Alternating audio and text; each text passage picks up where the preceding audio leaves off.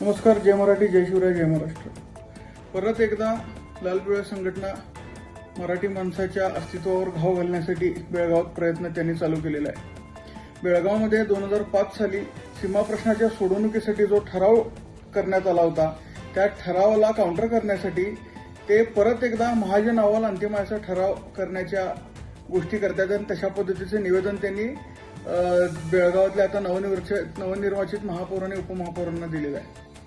मुळात ज्या पक्षाची सत्ता आता बेळगावात आहे त्या पक्षानं हिंदुत्वाच्या अजेंड्यावर त्या ठिकाणी निवडणूक लढवली होती आणि त्या अजेंड्यावर ते महापालिकेत सत्तेत बसले होते. महापालिकेत महाराष्ट्र एकीकरण समितीची सत्ता गेल्यानंतर ते बोलत होते की समितीच्या हातातून सत्ता गेली तरी पालिकेवर भगवाच आहे. तर मी त्यांना आठवण करून देऊ इच्छितो, मला वाटतंय 58 साली ठरावानिशी महापालिकेवर भगवा लावण्यात आला होता. तो भगवा कर्नाटक प्रशासनाला पालिकेवरून काढता आला नाही म्हणून त्यांनी नवीन महापालिका बांधली आणि त्या ठिकाणी भगव्याला डावलण्यात आलं. आणि फक्त तेवढंच करून न थांबता पोलीस प्रशासनाच्या मदतीनं त्यांनी तिथं महापालिकेसमोर लाल पिवळा फडकवला आणि तो लाल पिवळा हटवण्यासाठी आम्ही आंदोलनं केल्यावर उलटे आमच्यावरच गुन्हे घालण्यात आले. भगवा लावण्यासाठी त्यावेळेला प्रयत्न करण्यात आले. 8 मार्चला महिला दिनादिवशी महाराष्ट्र एकीकरण समितीच्या रणरागिणींनी भगवा लावण्यासाठी प्रयत्न केला. त्यांना ओढत फरफटत त्यांच्या हातातून तो झेंडा काढून घेण्यात आला आणि त्या ठिकाणी त्या सगळ्यांना पोलिसांनी ताब्यात घेतलं. हे सगळा संघर्ष चालू असताना परवा दिवशी जेव्हा महापौर आणि उपमहापौरांची निवड झाली त्यावेळेला तो लाल पिवळा पालिकेतून थेट सभागृहात गेला.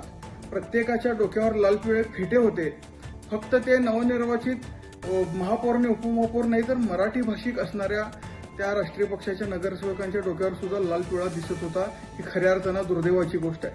आम्ही ते जरी राजकीय पक्षातून निवडून आलेले असले तरी त्यांना मराठी म्हणून त्यांच्याकडून एक आशा ठेवून त्यांना निवेदन देण्यासाठी गेलो होतो की मराठीसाठी तुम्ही आग्रही राहा, मराठी भाषेसाठी पालिकेत राहून काम करा.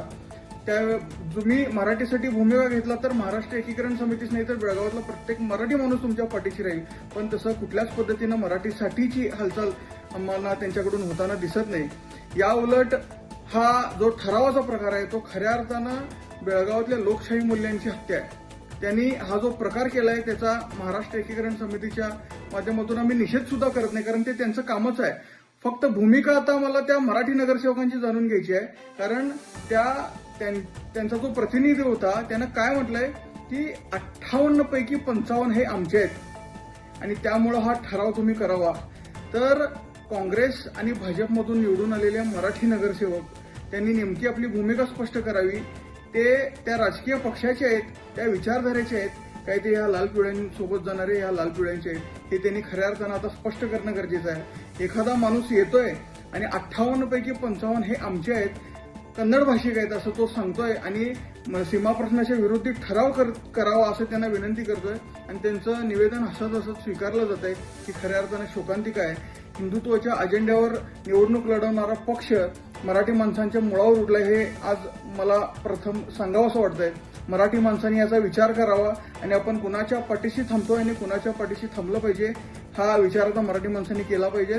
महाराष्ट्र एकीकरण समितीनं ठेका घेतलाय का मराठी माणसांचा असं म्हणतात, पण समितीची सत्ता गेल्यावर बेळगावात मराठी भाषेची आणि मराठी माणसांची अवस्था ही आता न बघण्यासारखी झालेली आहे. यासाठी परत एकदा बेळगावातल्या मराठी माणसांना मी सांगू इच्छितो, तुम्ही दिलेल्या मतदानाचं हे बक्षीस त्या ठिकाणी तुम्हाला ते राष्ट्रीय पक्षातली लोक देत आहेत. भविष्यात असला कुठलाही प्रकार करताना नीट आपली सद्सद्विवेक बुद्धीचा विचार करून त्यांनी मतदान करावं अशी विनंती बेळगावातल्या प्रत्येक मराठी भाषिकांना करतोय. आणि परत एकदा राष्ट्रीय पक्षातून निवडून आलेल्या मराठी भाषिक नगरसेवकांना माझी विनंती आहे, अजूनही आम्ही तुम्हाला मराठी समजतो, मराठीचा अभिमान तुम्हाला आहे अशी एक भाबडी अशा आमच्या मनात आहे. त्याचा गळा तुम्ही घुटू नका. मराठी भाषेसाठी राहा, मराठी भाषेसाठी काम करा. तुम्ही जरी राष्ट्रीय पक्षातून निवडून आलेला असला तरी तुमच्या घरात मातृभाषा तुमची मराठी आहे. त्यामुळं त्याचं भान ठेवून तुम्ही भविष्यातले निर्णय घ्याल अशी आशा करतो. आणि त्या संघटनांना परत एकदा मी आव्हान करू इच्छितो, तुमच्यात हिंमत असेल तर तुम्ही ते करून दाखवा. महाराष्ट्र एकीकरण समितीच्या 3 नगरसेवकांनी भूमिका घेतलेली आहे. नगरसेवक पद गेलं तरी 72, पण या ठरावाला कुठेही ठरा देणार नाही अशी भूमिका, ठाम भूमिका आमच्या नगरसेवकांनी घेतलेली आहे. त्यांचा अभिमान आहे. शिवाजीदादा मंडोळकर असतील, रविदादा साळुंके असतील, वैशाली भटकांडेताई असतील, यांनी जी भूमिका घेतली त्यांना परत एकदा जय मराठी आणि माझा महाराष्ट्र एकीकरण समितीचा स्वाभिमानी जय महाराष्ट्र देतो आणि मराठी भाषिकांना आवाहन करतो, मतदान करण्यापूर्वी आपल्या बुद्धीचा वापर करा आणि कुणाच्या बाजूने थांबल्यावर काय परिणाम त्या ठिकाणी होतील त्याचा विचार करून भविष्यात तुम्ही मतदान करावं अशी विनंती करतो. धन्यवाद. जय मराठी, जय महाराष्ट्र.